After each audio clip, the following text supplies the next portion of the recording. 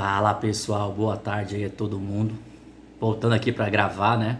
Hoje, dia 26 de abril aí. Ficamos um bom tempo aí sem gravar, algumas semanas aí. A gente vai vendo e quando vê, já vem feriado, veio Páscoa, veio feriado, veio feriado. E quando vê, a gente vai deixando e não consegue gravar, né?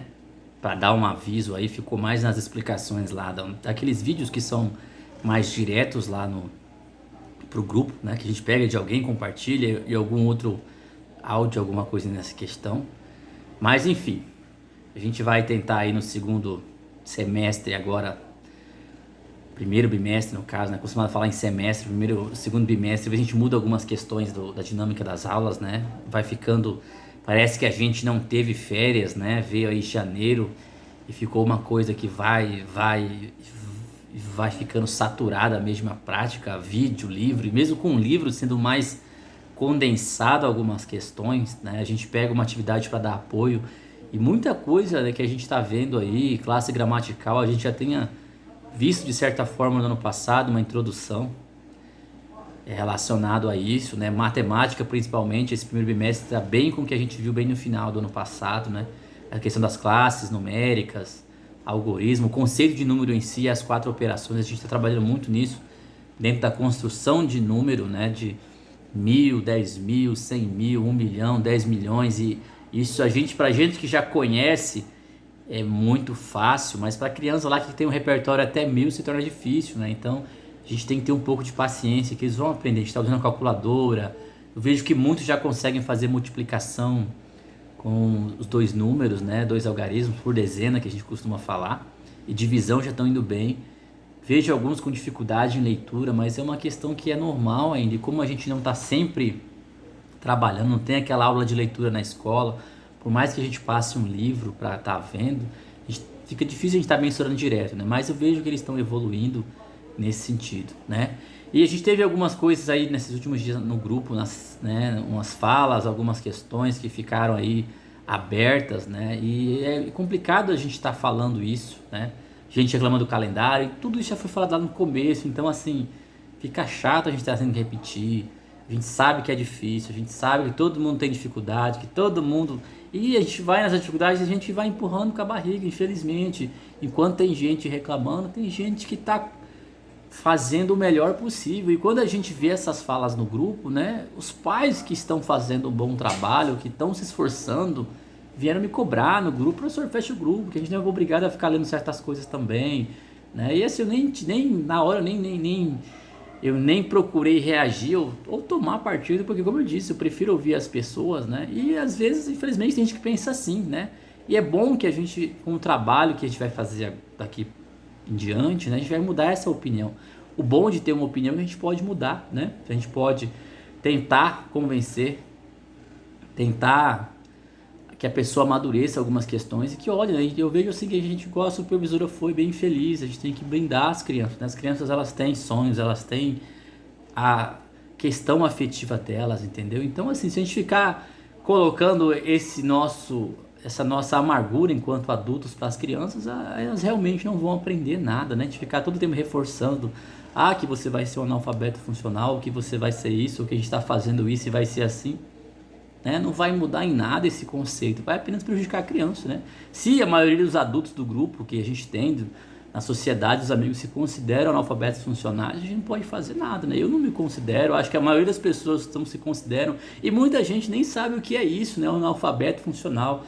Hoje já está na questão do analfabetismo digital, que é uma teoria que estão aí desde 2015, estão estudando de imigrantes digitais e nativos digitais, e as pessoas ainda ficam nessa questão de 20 anos atrás, de analfabeto funcional. Então, se a gente veio numa escola pública, né, estudou em uma escola pública e tá nas estatísticas, então se as pessoas se acham normal se considerar analfabeto funcional, a gente não pode fazer nada, né? Então a pessoa falhou enquanto ser humano aí na vida, né? Então é bem complicado, né? Então hoje a gente vê que as pessoas ficam com muita coisa da internet que não filtram e acabam despejando isso na criança, e não é só o caso da nossa sala, não. A gente tem aí um monte de gente que faz isso, né? Então, se a gente que está em a faixa etária de 30 anos para lá não tem a paciência de falar com o filho da gente, de conversar, de tirar um tempo para fazer uma tarefa, né? A gente não vai estar tendo um sucesso aí nesse sentido, né? Não vai estar sendo eficaz nesse sentido enquanto pais, né? Eu vejo todo mundo botando dificuldade. Gente, o mundo todo tá assim. Tem profissões que vão ficar de home office, isso já é 70% na Europa de algumas profissões, elas vão ser em home office. Não adianta a gente ficar lutando contra isso. Isso é uma tendência. A gente EAD, se já tinha EAD antigamente, vai ter muito mais, porque é muito melhor para o dono da escola pagar home office. Não adianta pagar para o professor da aula online, igual quem já fez faculdade por EAD mesmo. É um vídeo aula lá de 3 horas, o cara grava uma aula lá.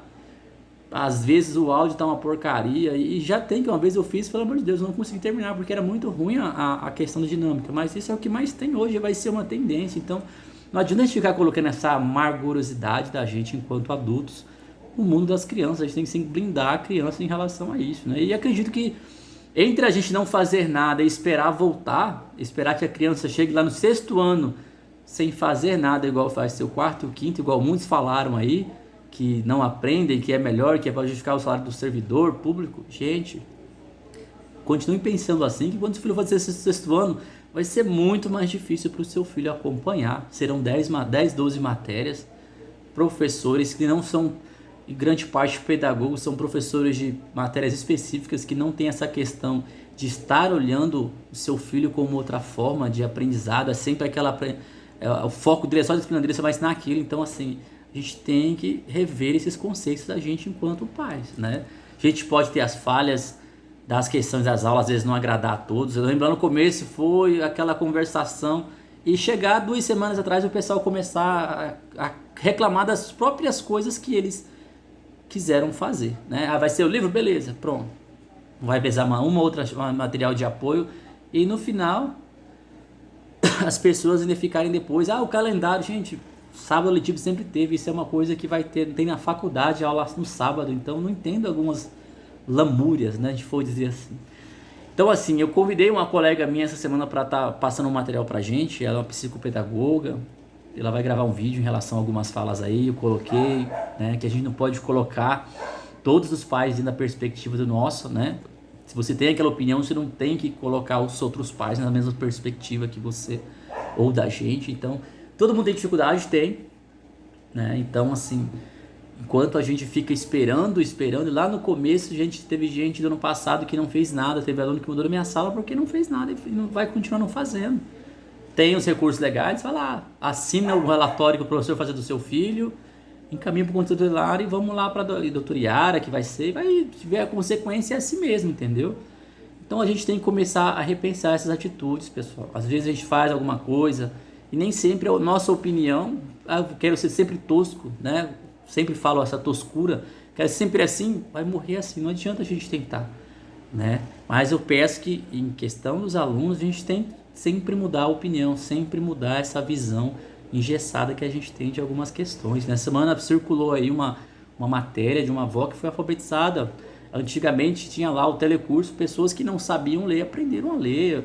Então, assim, não tem, sempre vai ter alguém que vai se interessar e vai acabar por fazer que essa aprendizagem ocorra. É lógico, a aprendizagem ela é muito relativa, às vezes para alguém a gente tem que sair PhD do ensino médio, nem sempre é isso. Se a gente parar de estudar, a gente vai ter a sua memória vai focar o quê? No seu trabalho, na aprendizagem no seu trabalho. Agora as pessoas querem que uma pessoa de 5 anos que vai fazer um Enem saiba lá o cachorro latir, essa miséria. Nunca late. Vai querer que uma pessoa saia do ensino médio, 5 anos afastada depois, vai fazer uma função matemática lá, uma função exponencial de primeiro grau, ou calcular a fórmula de Bhaskara, assim, o cara vai me entrevistar e vai me perguntar, acho que a gente vai saber isso, entendeu? Então, a gente tem que rever um pouco esses conceitos aí, essas opiniões engessadas aí com viés duvidoso, né? Então, eu acho que a gente tem que blindar os filhos da gente dessa questão, e se a gente não apostar no sucesso dos nossos filhos, né, então a gente está fracassando. Mas essa semana a minha colega vai mandar alguns materiais aqui, a gente vai fazer uma discussão em relação ao 2º bimestre. Nessa semana eu estou fechando a questão de como vai ser a avaliação, se eu vou mandar lá para a escola, vocês vão passar lá e pegar, ou se eu vou mandar por aqui, e um outro trabalho para a gente fazer um registro digital dessa forma, entendeu? Certo, pessoal? Então, qualquer dúvida que tiver, podem falar comigo. Sempre sou bem solícito em algumas questões. Às vezes a gente dava uma bagunça na minha outra lotação. Eu tava de noite, aí fui pra de dia, aí fui pra de dia, aí parou, aí voltou pra de noite, parou. Então, assim, a gente de manhã não tá à disposição aqui, né? Mas de repente, meio-dia às 6 horas, a gente sempre tá. Então, teve esse mês de abril, foi bem complicado algumas questões. Eu tenho 60 horas, então eu trabalho manhã, tarde e noite. Aí é bem complicado. E tava à noite numa escola e de manhã mais ocioso. Aí ficou alternado e ficou bem complicado pra mim. Beleza? Mas estamos aí.